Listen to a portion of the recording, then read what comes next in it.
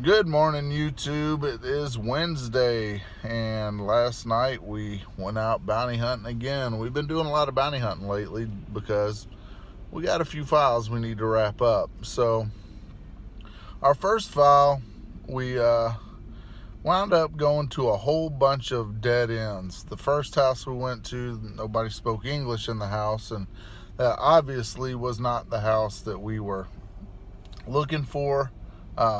Well, not the people we were looking for. It was the correct address that we had on our file. But the second place we went to was absolutely empty. Looked like nobody's lived there for quite some time. So we kind of found ourselves on a dead end on that file. But we'll get a lead. No problem. The next house we went to is one we've actually been to before. Now, one of the telltales in this line of work is comparing behavior from the last time you make contact with somebody and the next time you make contact. Now, it's perfectly normal for people to be kind of irritated that you came back, but when their attitude changes very dramatically, you're on to something. So the first time we went to this address, the people were super nice, super helpful, and hey, you want to come in and look around? He's not here, he hasn't lived here in a while, blah, blah, blah. Well, this time when we went back, it was a complete 180. The girl that lived there was very belligerent, and the guy was very persistent that we leave. And another telltale is she's like, well, you're not coming in here unless you have a warrant. Well, ma'am, I do have a warrant. So she's like, well, fine, I'm gonna go get dressed. And she slams the door. She was dressed already, so I stand back, and at this point, it could have been a door kick situation, but I decided not to take that route because, well, I have other avenues on this particular guy.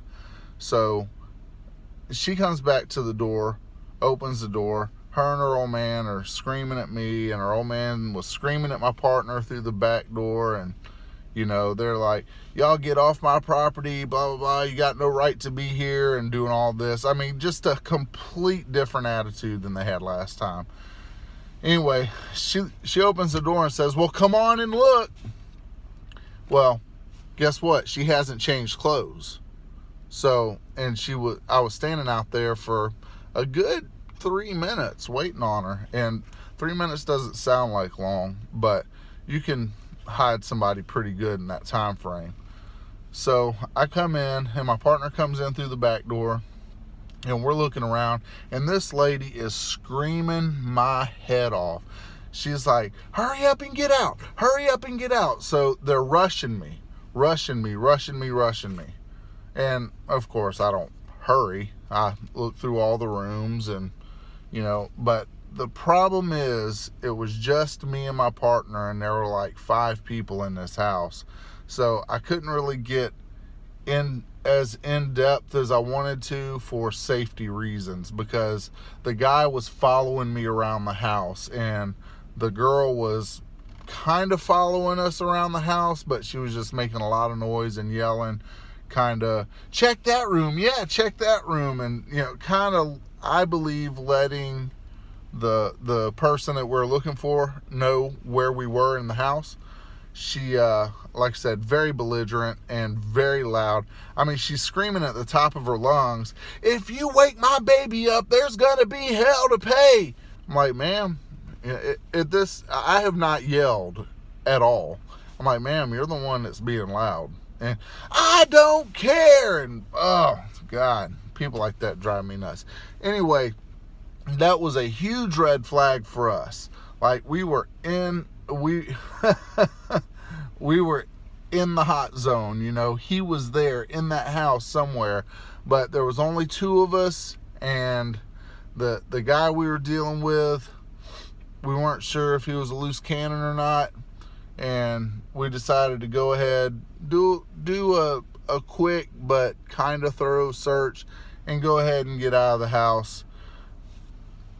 I wasn't worried about them doing anything unless we got too close to the guy. You know, it's one of those, you got to pick your battles in this business.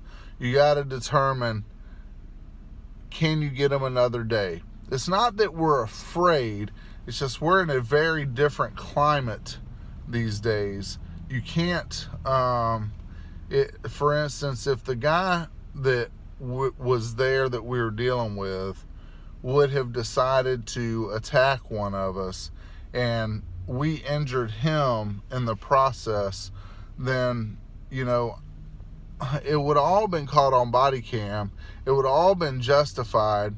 But we live in a climate now where if they would have called the cops and the cops came out, you know, there's a good chance that as a bondsman, I would have wound up with charges that I would have had to fight in court. So it's just not worth it, especially when we have 2 or 3 different avenues to get at this particular guy that we're looking for. So it wasn't that crucial that we find him there that night. And I went back and reviewed the body cam footage and kind of watched the behavior, stuff that, you know, body cams are great because you can do after action review. And I was watching the behavior, and I think the guy that was following me around actually looked at where my subject was hiding, because I came out of a room and he was standing almost like he was guarding something. It wasn't a door, it was a bed. And he was standing by the bed on the only side that the bed could be accessed.